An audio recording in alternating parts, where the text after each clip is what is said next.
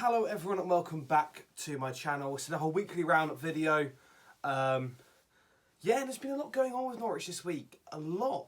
Today especially. But obviously since last week, I did speak last week about Billy Gilmour. He's now, I think, set to join near enough.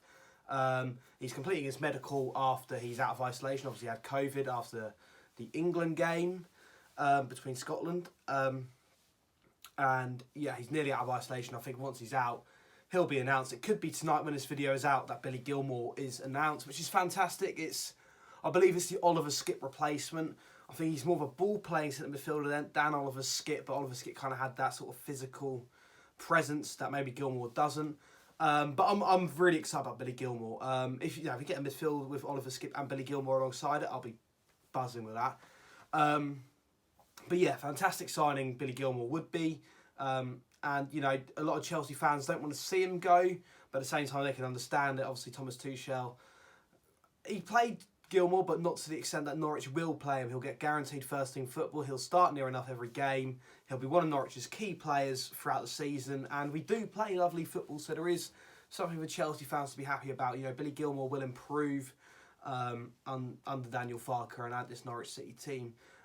Got no doubt about it. He's a hungry young lad, and he fits the Norwich City ethos and the philosophy that Daniel Farke has in place in this club. So yeah, no, it'd be a fantastic signing, and that should be announced within the next 2 days. I'd imagine that we get Billy Gilmour on a season-long loan, which is fantastic. And another news about transfers: Sebastian Soto is looking to be on his way out to Porto, and Marco Stiepermann and Moritz Leitner have both had their contracts cancelled, basically.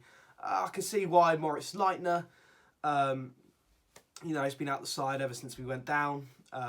You know, he's not been involved in the squad at all. So it's understandable there. You know, when Moritz Leitner did play, especially in that 2018-19 season, he was a cracking player. Something just didn't click for him after that. But, you know, he had his spells in a Norwich City shirt, scored some important goals, obviously against Ipswich away, against Millwall at home. And yeah, he was a cracking player. And the other one, obviously, Marco Stiepermann. Bit sadder about this one because I've always been a huge fan of Marco Stiepermann. You know, he's such an adverse number 10, different to your sort of you know, tricky, small, agile players. He was a bit more of a lump, but still very good with his feet. Scored some important goals, and was just a joy to watch. Yeah, he was something different in a centre attacking midfield that we haven't seen.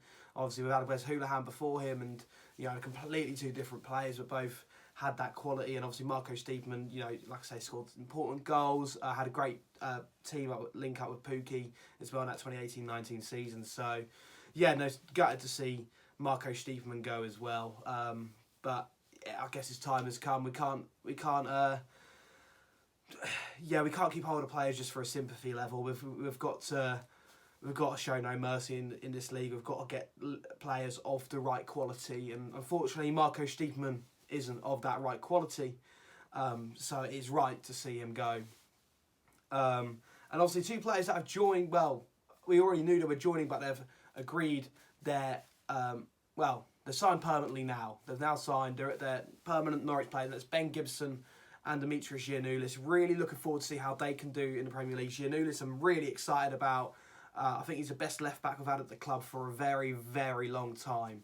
And Ben Gibson seems to be a hell of a centre-half, and has obviously got Premier League experience with Burnley and Middlesbrough.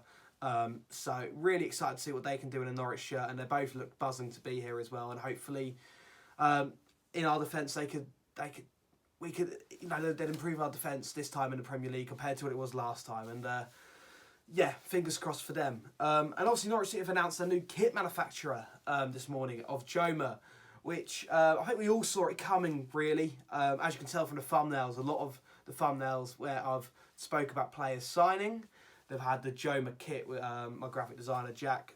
His Instagram will be in the link down below, so go follow him for his graphics. I guess that most of them are on there. He made sure that the Joma... he put Joma as a kit manufacturer on the new signing kits because we all saw it coming.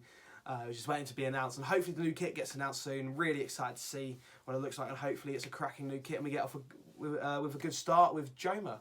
But yeah, that's, I think, everything on this week's weekly roundup. There's obviously a few transfers, few bits here and there.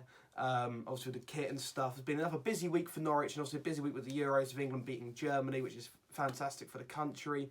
Obviously my team Holland got knocked out by Czech Republic. Let's just speak about that, the better. But yeah, really interesting week for Norwich City, and hopefully next week will be just as more interesting with a few more transfers hotting up and Billy Gilmour being announced.